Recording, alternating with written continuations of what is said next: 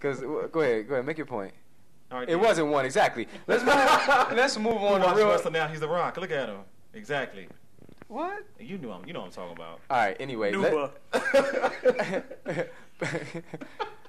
did King Kong Money just make a comment? NBA. Oh, my bad. That wasn't about me. That was about you. I apologize, Van Vader. Let's move on.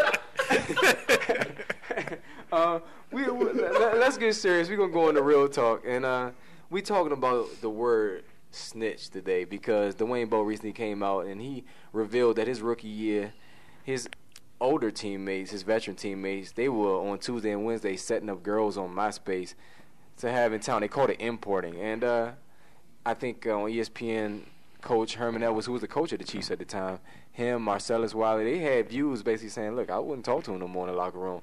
And at the same time, people are speaking out against snitches and the word snitch. You see what happened to Carmelo when he was on the Stop Snitching video. So, I mean, where are we going with this? Should we promote snitching?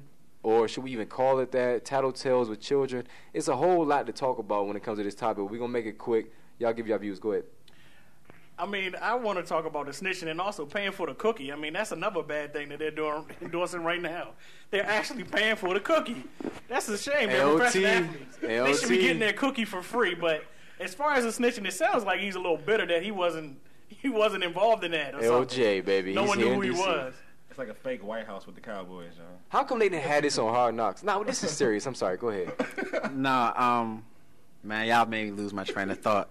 What was I was about to say, I've never played professional sports, but from my understanding is there's a code of what goes on in the locker room, pretty much stays in the locker room. So I guess people see it as, people in the demographic our show is in urban, is a kind of a code you don't snitch. Okay. So that's seen as a negative there. And also he kind of violated a code of trust in the locker room, with kind of what goes on in the locker room stays in the locker room. Kind of what goes on in Vegas stays in Vegas. I don't think it was any reason for him to actually come out with this information. That's why I don't agree with it. I'm against the whole snitching thing, especially if it comes to crimes. And I know it's a lot of different variables when it involves snitching, because a lot of times you tell your kids, don't be a tattletale, and nobody likes to snitch and all these things. But the whole word itself needs to be thrown out, especially in the sports and hip-hop community. We're supposed to be mature adults, and also they make a lot of money. But again, where did he come out with this? Why did he come out with it? Actually, is kind of what I want to know. Do y'all think he's a snitch?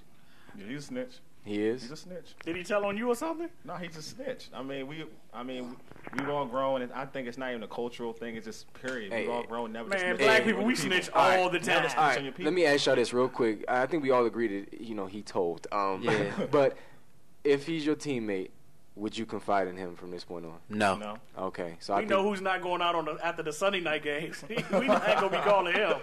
Well, all right. Well, I guess it's consensus.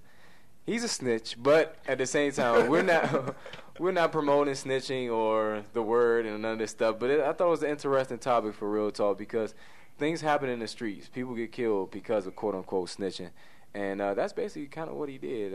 He did a Kobe move. Do you think his teammates trust him now with Matt Castle throwing the ball? I think football has nothing to do with it. I think it's on a personal level. It's a lot of people that don't like their teammates. Donovan McNabb didn't like T.O., but he throwing the ball. Anyway, that's it for Real Talk.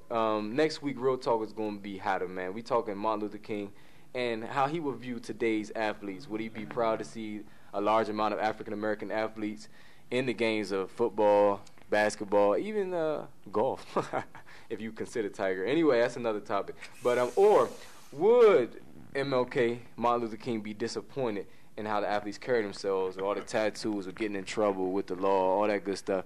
And would he be happy with his streets being the worst streets in America? But anyway, thanks for joining us for another episode of Urban Sports Scene. We hope you enjoyed it. Peace.